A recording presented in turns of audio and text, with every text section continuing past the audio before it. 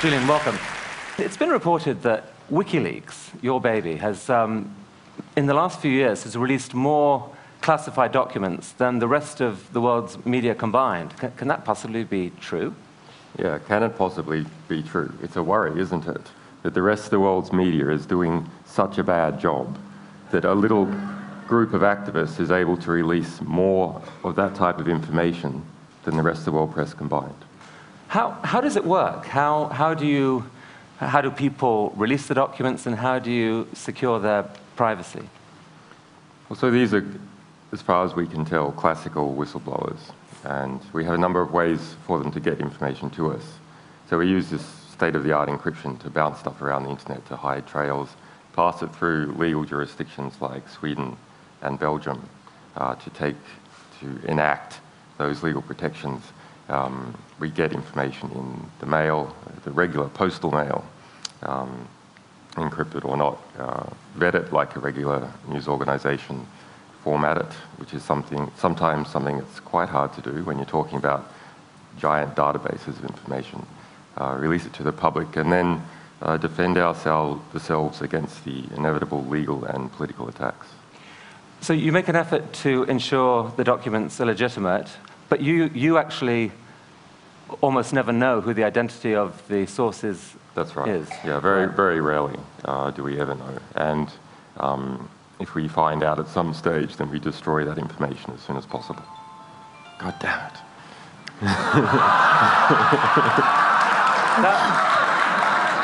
I think that's the CIA asking what the code is for a TED membership.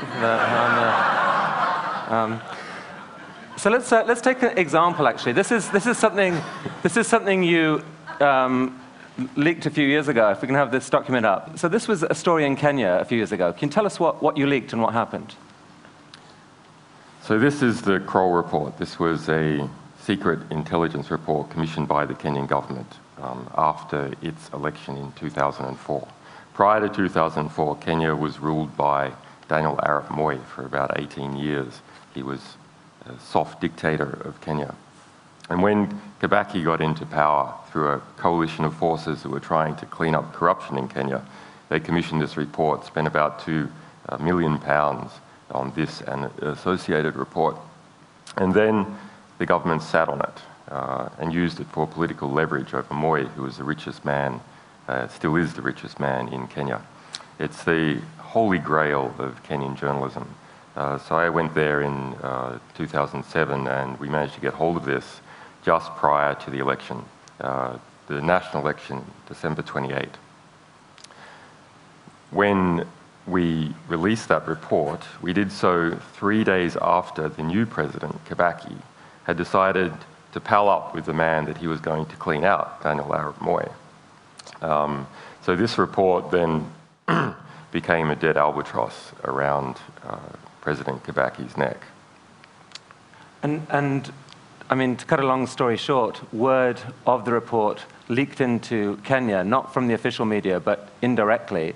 And in your opinion, it actually shifted the election. Yeah, so this became front page of The Guardian and was then printed in all the surrounding countries of Kenya, in Tanzania and South African press. And so it came in from the outside. And that, after a couple of days, made the Kenyan press feel safe to talk about it. And it ran for 20 nights straight on Kenyan TV, shifted the vote by 10%, according to a Kenyan intelligence report, which changed the result of the election. Wow. So your leak really substantially changed the world. Yep.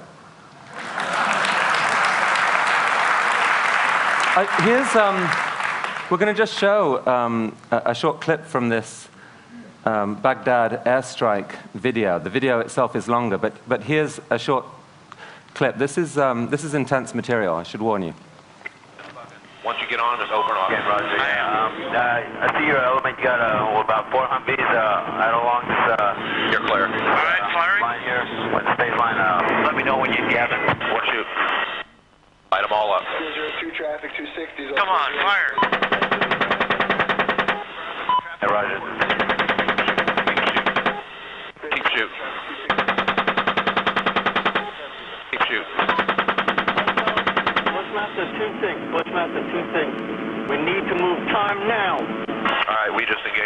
individuals.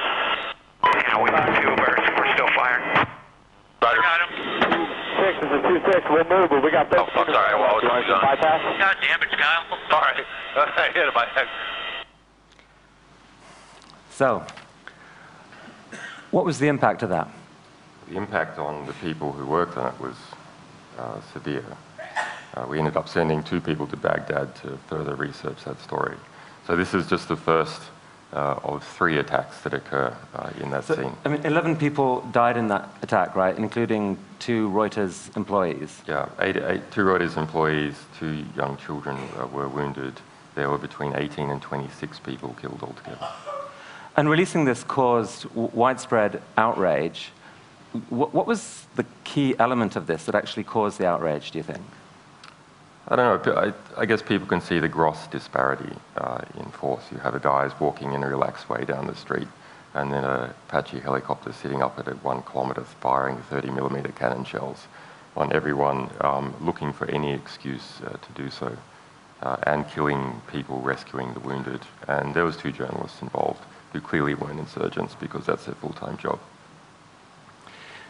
I mean, there's been this US intelligence analyst, Bradley Manning, arrested, and it's alleged that he confessed in a chat room to have leaked this video to you, along with 280,000 classified US embassy cables. I mean, did he? Well, we have denied receiving those cables. He has been charged about 5 days ago with obtaining 150,000 cables and releasing 50. We have released early in the year a cable from the Reykjavik US Embassy, but this is not necessarily connected. I mean, I was a known visitor of that embassy. I mean, if you did receive thousands of US Embassy diplomatic cables... We would have released them. Yeah. You would? Yeah. Because? Well, because these sort of things reveal what the true state of, say, Arab governments are like, the true human rights abuses in those governments. If you look at declassified cables, that's the sort of material that's there. So let's talk a little more broadly about this. I mean, in general, what's your philosophy? Why is it right to encourage leaking of secret information? Yeah, well, there's a question as to what sort of information is important in the world. What sort of information can achieve reform? And there's a lot of information. So information that organizations are spending economic effort into concealing, that's a really good signal that when the information gets out, there's a hope of it doing some good. Because the organizations that know it best, that know it from the inside out, are spending work to conceal it. And that's what we've found in practice, and that's what the history of journalism is. But are there risks with that, either to the individuals concerned or indeed to society at large, where leaking can actually have an unintended consequence? Yeah, not that we've seen anything we've released. I mean, we have a harm minimization policy. We have a way of dealing with information that has sort of personally identifying information in it. But there are legitimate secrets. You know, your records with your doctor, that's a legitimate secret. But we deal with whistleblowers that are coming forward that are really sort of well-motivated. So they are well-motivated. And what would you say to, for example, the parent of someone whose son is out serving the US military, and he says, you know what, you've put up something that someone had an incentive to put out. It shows a US soldier laughing at people dying. You know, that gives the impression, has given the impression to millions of people around the world that US soldiers are inhuman people. Actually, they're not. My son isn't. How dare you? What would you say to that? Yeah, we do get a lot of that. But remember, the people in Baghdad, the people in Iraq, the people in Afghanistan, they don't need to see the video. They see it every day. So it's not going to change their opinion. It's not going to change their perception. That's what they see every day. It will change the perception and opinion of the people who are paying for it all. And that's our hope. So you found a way to shine light into what you see as these sort of dark secrets in companies and in government. Light is good. But do you see any irony in the fact that in order for you to shine that light, you have to yourself create secrecy around your sources? Not really. I mean, we don't have any WikiLeaks dissidents yet. We don't have sources who are dissidents on other sources. Should they come forward, I mean, that will be a tricky situation for us, but we are presumably acting in such a way that people feel morally compelled to continue our mission, not to screw it up. I'd actually be interested, just based on what we've heard so far, just to get I'm curious as to the opinion in the TED audience, and you know, there might be a couple of views of WikiLeaks and of Julian. You know, hero, people's hero, bringing this important light, dangerous troublemaker. Who's got the hero view? Who's got the dangerous troublemaker view? Well, it's... Oh, come on. There must be some. It's a soft crowd, Julian, a soft crowd. We have to try better. Let's show them another example. Now, here's something that you haven't yet leaked, but I think for TED, you are. I mean, it's an intriguing story that's just happened, right? Yeah. What is this? So this is like a sample of what we do sort of every day. So late last year, in November last year, there was a series of well blowouts in Albania. Like the well blowout in the Gulf of Mexico, but not quite as big. And we got a report, a sort of engineering analysis into what happened, saying that in fact security guards from some rival various competing oil firms had in fact parked trucks there and blown them up. And the part of the Albanian government was in this, et cetera, et cetera. And the engineering report had nothing on the top of it. So it was an extremely difficult document for us. We couldn't verify it because we didn't know who wrote it and knew what it was about. So we were kind of skeptical that maybe it was a competing oil firm just sort of playing the issue up.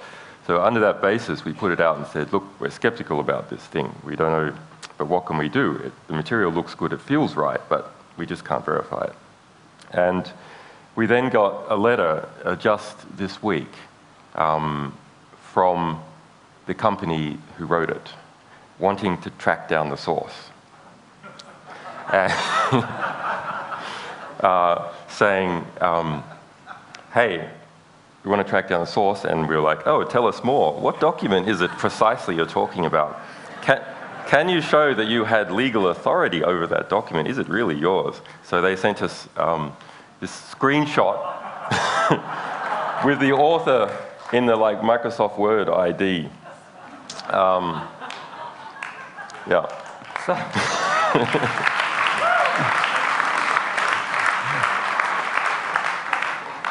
That's happened quite a lot, though. This is like one of our methods of identifying, verifying what material is to try and get these guys to write letters. Yeah. Have you had information from inside BP? Yeah, we have a lot, but I mean, at the moment, we are undergoing a sort of serious fundraising and engineering effort. So our publication rate is, over the past few months, has been sort of minimized while we're re-engineering our back systems for the phenomenal public interest that we have.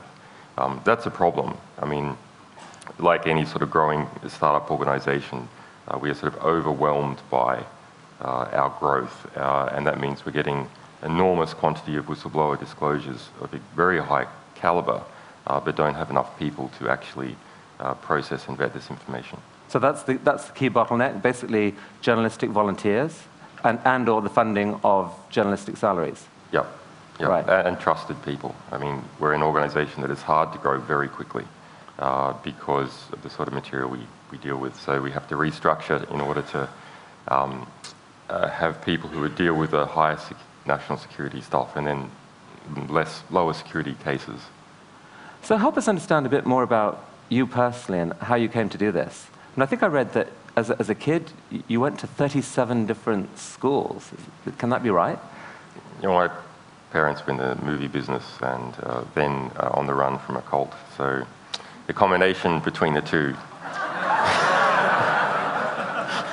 I mean, a psychologist might say that's a recipe for breeding paranoia. What, the movie business? Exactly. But you were also, I mean, you were also a hacker at an early age and ran into the authorities early on. Well, I was a journalist I was a very young journalist activist at an early age. I wrote a magazine and was prosecuted for it when I was a teenager. So you have to be careful with hacker. I mean, there's a method that can be deployed for various things. Unfortunately, at the moment, it's mostly deployed by the Russian mafia in order to steal your grandmother's bank accounts. So this phrase is not as nice as it used to be. Yeah, well, I certainly don't think you're stealing anyone's grandmother's bank account. But what about, your core values? Can you give us a sense of what they are and maybe some incident in your life that helped determine them? I'm not sure about the incident, but the core values, capable, generous men do not create victims, they nurture victims. And that's something from my father and something from other capable, generous men that has been in my life. Capable, generous men do not create victims, they nurture victims. Yeah, and I'm a combative person, so I'm not actually so big on the nurture, but some way, there is another way of nurturing victims, which is to police perpetrators of crime. And so that is something that has been in my character for a long time. So just tell us very quickly in the last minute that's remaining, what happened in Iceland? You basically published something there, ran into trouble with the bank. The news service there was injuncted from running the story. Instead, they publicized your site. That made you very high profile in Iceland. What happened next? Yeah, so this is a great case. Iceland went through this financial crisis. It was the hardest hit of any country in the world. Its banking sector was 10 times the GDP of the rest of the economy. Anyway, so we released this report in July last year, and the national TV station was injuncted 5 minutes before it went on air, like out of a movie. Injunction landed on the news desk, and the newsreader was like, this has never happened before, what do we do?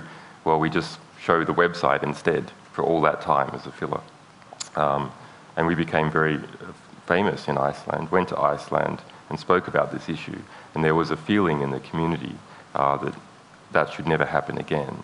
And as a result, working with Icelandic politicians and some other international legal experts, we put together a new sort of package of legislation for Iceland to sort of become an offshore haven for the free press, with the strongest journalistic protections in the world, with a new Nobel Prize for freedom of speech. Iceland's a Nordic country, so like Norway, it's able to tap into the system. And just a month ago, this was passed by the Icelandic parliament unanimously. Wow. So, last question, Julian. When you think of the future then, do you think it's more likely to be Big Brother exerting more control, more secrecy, or us watching Big Brother, or it's just all to be played for either way? I'm not sure which way it's going to go. I mean, there's enormous pressures to harmonize freedom of speech legislation and transparency legislation around the world, within the EU, between China, the United States. Which way is it going to go? It's hard to see. That's why it's a very interesting time to be in, because with just a little bit of effort, we can shift it one way or the other. Well, it looks like I'm reflecting the audience's opinion to say, Julian, be careful and all power to you. Thank you. Thank you.